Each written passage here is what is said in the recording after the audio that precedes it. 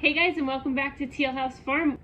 Let's do another unboxing today because we got more curriculum in. So I have elementary school history, and we need this for the history, and I'll show you why in a minute. And I have some handwriting and a kindergarten like reading readiness type program to help get kindergartners ready to read. So anyway, let's go ahead and get everything open. I can show you what we got. First, this history curriculum, this is something I have never tried before. And I was trying to find a way to get a little bit of history in for my older elementary school students. This is my second and my third grader. That isn't going to be heavy reading and writing because one of my students, one of my children has functional issues with her hands that she was born with, and so a lot of writing is very difficult. So trying to find ways to encourage learning, making learning fun as she gets older that doesn't require an excessive amount of writing can be a bit of a challenge. But I saw this online and I thought, you know, for $17 it's worth a shot, and if we don't like it we won't use it again.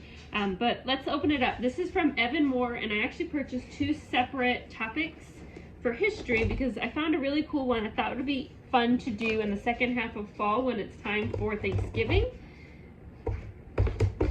And then one that we'll use that's more of like a full year. First, this curriculum is available for printing at home yourself. But I was concerned about if I would need to purchase cardstock in order for this to work well because it has a lot of cutting. And then once you get into that, if you actually have to print cardstock and print it yourself, the price wasn't that much different, but you have to get all the collating right. So then I thought, you know what, let me just purchase it. We'll just try it. And if we discover that it works fine on regular paper, then if we want to use it again in the future, we'll just buy the printable one and print as many copies as we need as the kids get older. Okay, so we are going to do, with the second and third grader, Ancient Civilizations. And this one, we're going to skip a few lessons to get it all fit in the month of November. But we're going to do Life in Plymouth Colony to kind of do a setup to Thanksgiving. So this series is by a company called Moor, which is a non-associated publication as far as like religious affiliation. I don't necessarily like to purchase history from a religious publisher because I feel like history then comes from a very strong bias from one person's viewpoint or one set of people's viewpoint. And while history can never be truly unbiased, right, because history, a lot of it is about how you perceive it, try to have a more, I guess, open-ended viewpoint from the publisher to try to get different voices through the text. I guess is the best way to say it. But anyway, this series is set up to be what they call a pocket student book. And so you use construction paper like this to create little pockets, like literal pockets that you slide things in that the students make. So it's a little bit craft heavy. So as a parent, especially if you have younger students, you're going to end up doing a lot of cutting. My plan is to cut the whole year, just take a weekend and make all of the pockets pre-cut for my two students. So then we can just pick the pocket for the week and work on it. All of the subjects, all the chapters, I guess you call them, all the pockets, are set up in a very specific order. There's an overview page for the teacher to look at that tells you what's coming up and what activities they're going to have. There's the pocket labels, which the students will cut out, color, and paste. There's a teacher fact sheet, which you are gonna read to your student or introduce to them in a fun way in one of the lessons. There's a little booklet that the students put together with more information about whatever it was that they were learning about in that unit. And then there's also a bunch of activities as well for the students to try. The idea isn't, it does say at the front, it says 8 pockets. The idea isn't that you do 8 lessons and then you're done. You're gonna take these different pockets, which is basically like a chapter, right? They call them pockets because you make a literal pocket out of construction paper to stick things in. But it could be done over the course of several weeks because we aren't going to do history every day in elementary school. Still in elementary school, really focused on the reading, the writing, the math. Those are the primary focuses to make sure that we're really competent in those areas. I worry about the extra subjects when we start getting more like 4th, 5th, 6th grade. We really have our foundational educational skills cemented. Now, like I said, I wanted to do this around Thanksgiving time in November. Might start it back in October. We'll probably skip some of the activities. We'll kind of make it, smush it in there. So I'm planning on this taking 6 or 7 weeks, and we won't do quite the whole thing. The ancient civilizations, which is the second one I picked, is set up the same way, where you have teacher information, you have cutout pages that you'll copy for your student and cut out, you have reading and timelines, all sorts of things. This one has 7 pockets. Each pocket, again, I'll probably want to space those out over the course of 2 weeks, so then you're looking at about 14 weeks, plus this, which we're figuring maybe 6 weeks. So I got about 20 weeks of history, which obviously is not the whole school year, right? But like I said, in elementary school, we focus on that reading and that writing and the math. So this will be a fun addendum. It won't take us the whole year, but it will give them a nice, fun way as an introduction to ancient civilizations and start talking about learning history, listening to voices from the past and people from different perspectives. So I think this will be a great way to introduce it in elementary school. I'm really excited to give it a try and to see how it goes. The only additional thing that I had to purchase to use this curriculum was a lot of construction paper. So we have all that, and I'll probably get an oversized folder that all their pockets will fit in, and then it should be pretty straightforward. Most of the work is just the prep up front of having to make all the copies and doing all the cutting. Your student can do the cutting if you want to. My second grader could definitely do the cutting. My third grader who has motor issues with her fingers, cutting is a lot more challenging. No reason to waste all of our frustration tolerance on something that's already hard and is going to always be hard. So I will probably do a lot of the cutting for her, just so that we can get to the learning and the coloring and the pasting and kind of the fun part of learning history. Next box is from a religious publisher. It's from The Good and the Beautiful, which is they consider themselves a non-denominational Christian publisher, or they try their best to be non-denominational, and they do a pretty good job.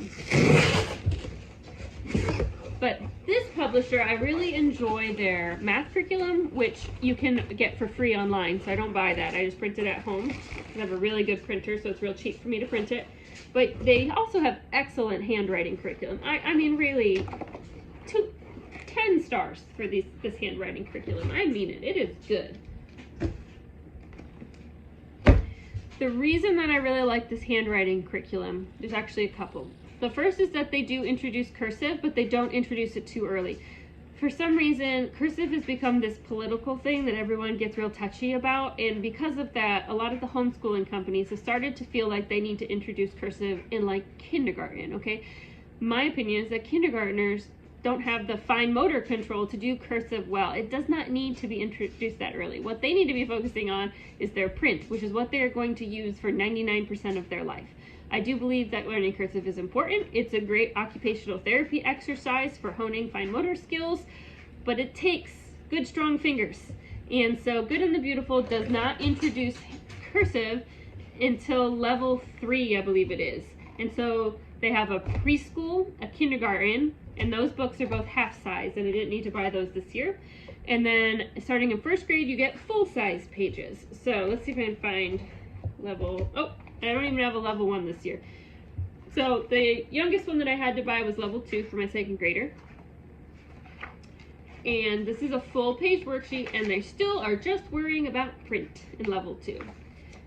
But we are worrying about printing smaller letters, so we have more normal size lines instead of really big letters. And we're going to start doing a lot of sentence copying and full word copying. One of the other reasons I really like this handwriting is it's not just a whole page of handwriting. They introduce a lot of art, and that's a lot more fun for little kids, right?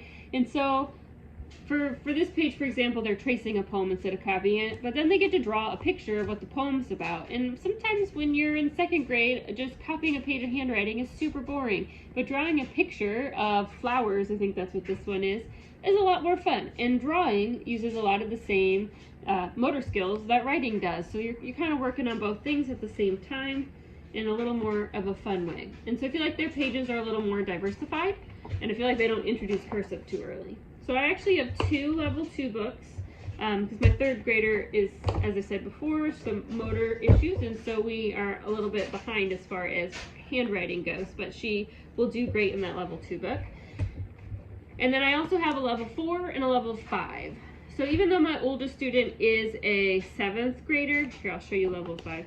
She actually is in level 5 handwriting because we didn't start Good and the Beautiful handwriting. I didn't find it until she was older. And so she hadn't done any cursive. And so she started in level 3 when she was in 5th grade. And doesn't really matter, right? I wanted her to learn it, and I wanted her to learn cursive correctly. So we ended up starting a little bit farther back, but now here we are in level 5. There's a lot of copying.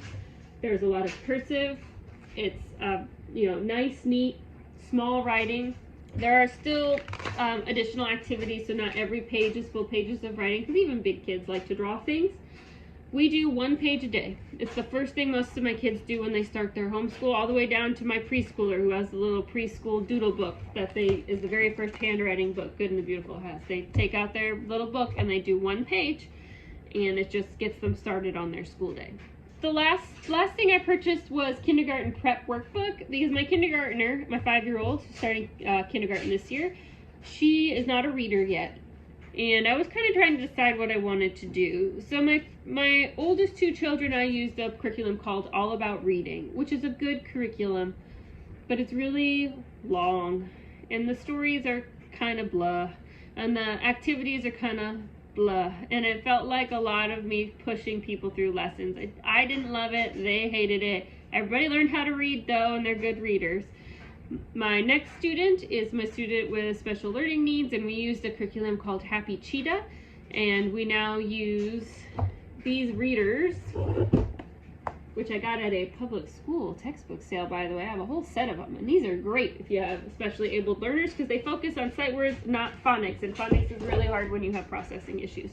But she used one called Happy Cheetah, and now I was in that, so I didn't need, I don't have something for her that I want to use. My next student actually taught herself to read.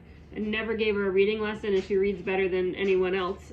So that one kind of dodged a bullet on that one. She just skipped right ahead to now just the Good and the Beautiful language arts and can read the lessons on her own. So I didn't have to do any introductory reading lessons. So that brings me to number 5, who is not an independent reader. And I was trying to figure out what I wanted to do, and I thought I would give this kindergarten prep a try. And see if I like it. It was only $20, so I figure, what do you have to lose, right? If we don't like it, then we don't like it.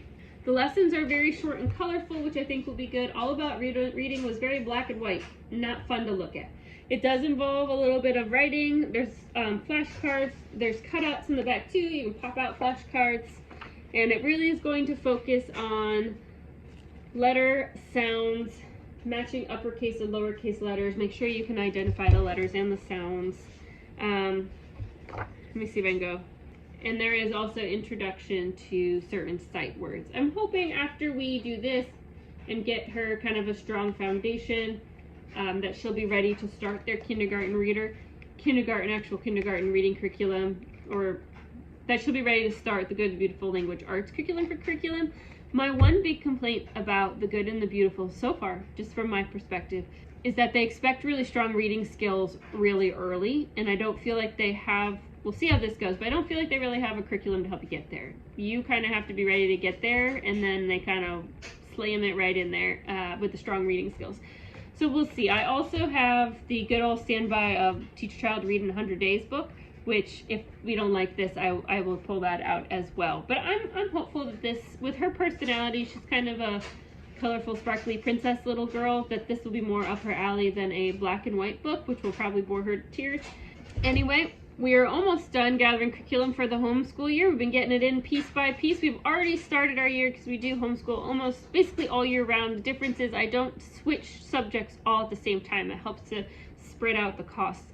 And so we kind of get pieces in through the fall as they use up their old books, and that's when we flip over, which it doesn't matter until they get into high school. Once they're in high school, it'll have to be a beginning and everything at the same time. But thanks so much for watching, and we'll see you all again really soon.